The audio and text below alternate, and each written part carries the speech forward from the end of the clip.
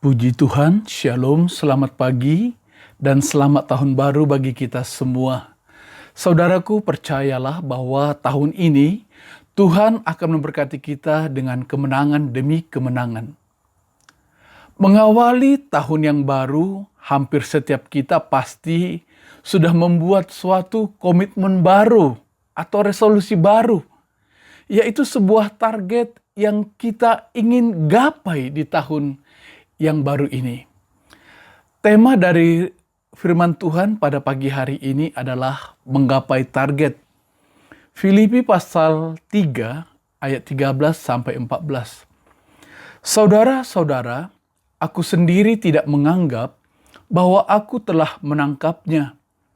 Tetapi ini yang kulakukan. Aku melupakan apa yang telah di belakangku dan mengarahkan diri kepada apa yang di hadapanku, dan berlari-lari kepada tujuan untuk memperoleh hadiah, yaitu panggilan sorgawi dari Allah dalam Kristus Yesus. Apakah target?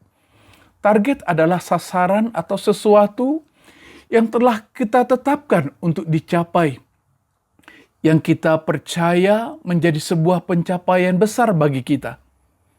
Target adalah keputusan terbaik yang sangat penting yang kita buat. Target adalah sesuatu yang kita percaya memberikan manfaat yang sangat besar bagi kita. Bahkan target adalah sebuah visi yang memberikan kita semangat, motivasi untuk mengejarnya. Sebuah negara punya visi, organisasi punya visi, gereja punya visi, dan juga kita sebagai anak Tuhan harus punya visi yang jelas dalam kekristenan kita. Paulus mengajarkan bahwa hidup kita adalah sebuah perjalanan untuk tujuan yang lebih besar, yaitu pengenalan akan Kristus dan meraih panggilan surgawi yang sudah disediakan oleh Tuhan. Masing-masing kita mungkin memiliki target yang berbeda dalam tahun ini.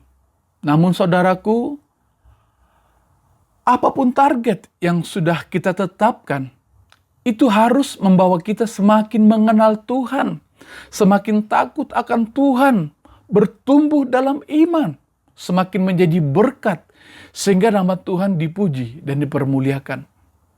Karena visi atau target yang telah kita canangkan adalah sesuatu yang sangat berharga, maka ada beberapa hal yang sangat penting yang harus kita perhatikan dan lakukan supaya target tersebut dapat kita capai. Yang pertama adalah kebebasan. Hidup kita harus bebas, saudaraku.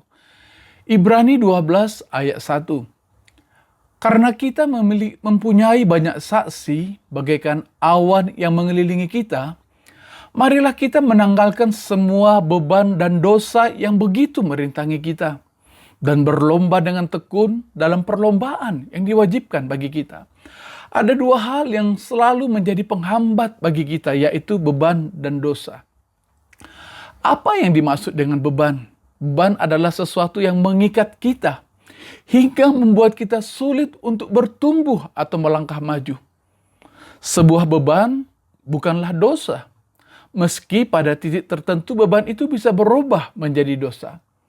Beban bisa berupa hobi yang mengikat kita, rasa sakit hati, kepahitan, trauma, kegagalan masa lalu, kemalasan, bisa juga masalah dalam keluarga, tekanan dalam pekerjaan, dan lain sebagainya.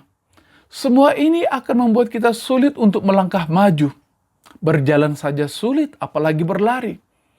Dan jika kita membiarkan berbagai ikatan beban ini memberatkan kita, lama-lama semuanya itu bisa membuat kita semakin parah. Dan lama-lama bisa menjadi dosa. Kemudian saudaraku, tentang dosa. Dosa tidak hanya merintangi, tetapi dosa juga menjerat dan mengikat. Dosa bisa membuat kita terjatuh saat bertanding. Dosa mampu mengikat kita hingga tidak bisa lagi bergerak. Dosa dalam bentuk apapun, besar atau kecil, tetaplah dosa yang mampu membuat kita bukan hanya gagal, saudaraku, tetapi tidak mampu bangkit lagi.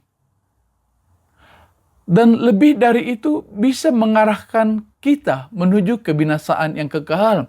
Sebab Roma 6 ayat 23 berkata, sebab upah dosa adalah maut. Jadi saudaraku, pastikan bahwa kita mengawali tahun ini dengan langkah kehidupan yang sudah bebas atau merdeka. Segala penghalang dan penghambat yang menghalangi kita dalam pencapaian target harus sudah dilepaskan.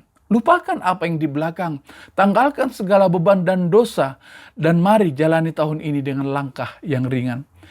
Yang kedua saudaraku, yang sangat penting kita perhatikan adalah fokus pada target kita. 1 Korintus pasal 9 ayat 25 sampai 26. Tiap-tiap orang yang turut mengambil bagian dalam pertandingan menguasai dirinya dalam segala hal. Mereka berbuat demikian untuk memperoleh suatu mahkota yang fana.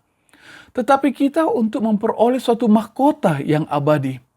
Sebab itu aku tidak berlari tanpa tujuan, dan aku bukan petinju yang sembarangan saja memukul. Menguasai diri sangat penting untuk dapat meraih cita-cita dan harapan kita. Tanpa penguasaan diri, kemungkinan untuk menggapai target itu akan sangat sulit, sangat mustahil saudaraku. Penguasaan diri akan sangat membantu kita untuk fokus kepada target atau tujuan kita. Penguasaan diri itu kunci untuk dapat memfokuskan diri. Dengan memfokuskan diri, kita dapat memusatkan seluruh perhatian pada target kita.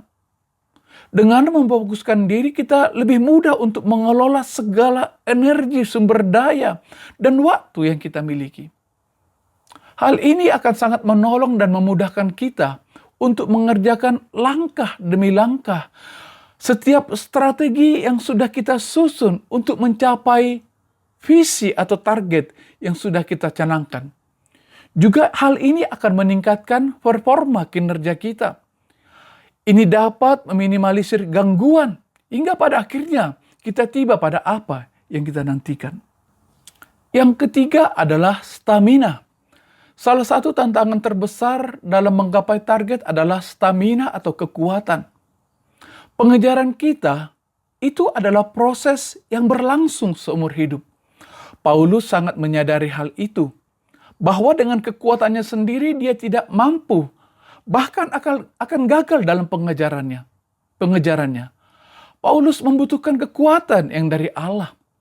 Dalam 2 Korintus pasal 10 ayat 3 sampai 4, Paulus berkata demikian, memang kami masih hidup di dunia, tetapi kami tidak berjuang secara duniawi.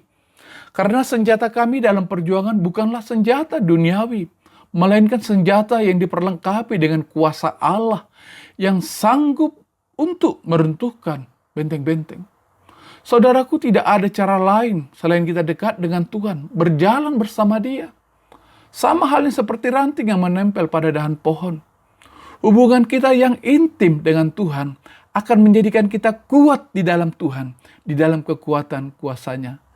Saudaraku, dalam Efesus pasal 3 ayat 20 berkata, bagi Dialah, bagi Tuhanlah yang dapat melakukan jauh lebih banyak daripada yang kita doakan atau pikirkan, seperti yang ternyata dari kuasa yang bekerja di dalam kita.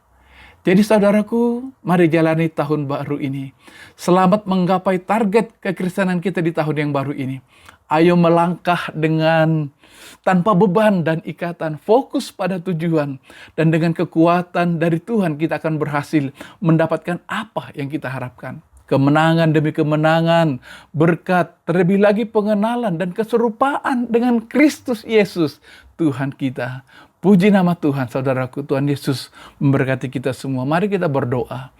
Bapa, terima kasih buat tahun yang baru ini. Kami percaya Tuhan, penyertaan-Mu memberikan kami berkat, kemenangan, bahkan semakin mengasihi Engkau. Terima kasih Bapa yang baik, terpujilah nama-Mu sampai selamanya. Dalam nama-Mu Yesus Kristus Tuhan kami berdoa. Haleluya. Amin. Puji Tuhan, selamat pagi, selamat beraktivitas, selamat menjalani tahun yang penuh dengan berkat ini. Haleluya. Amin. Penyertaan-Mu Tuhan segalanya bagiku. Hadirmu di hidupku, terutama bagiku.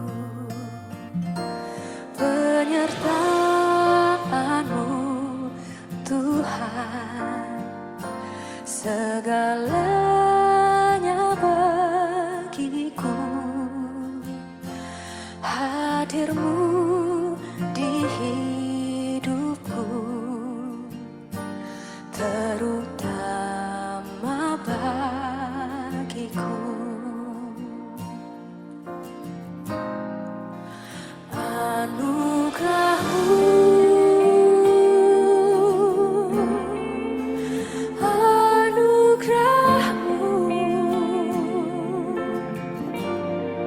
semua karena anugerah-Mu,